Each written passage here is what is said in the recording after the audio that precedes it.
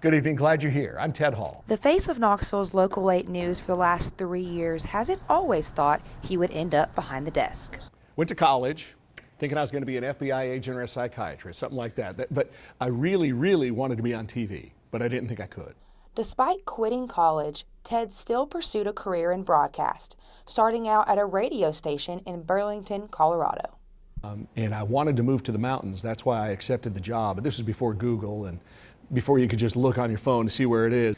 By the time I drove 1,100 miles and got there, it was flat, nothing. The day I started for real on the radio, boom, everything changed.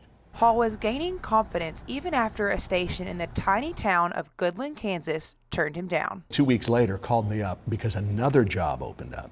So I started at the worst job at the smallest, you could say the worst, but the smallest TV station in the whole country.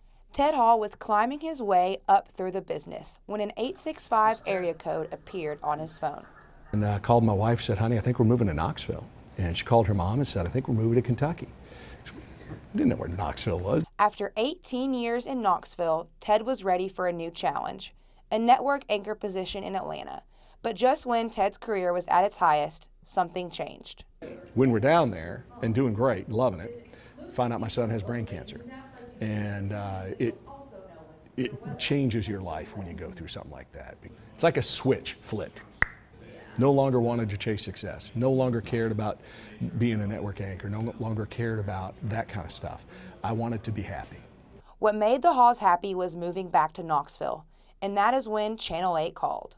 I think everything happens for a reason. I wanted to work in a job where I could still be a dad, where I could still be family first and then go to work. Ted Hall has found the best of both worlds at Channel 8.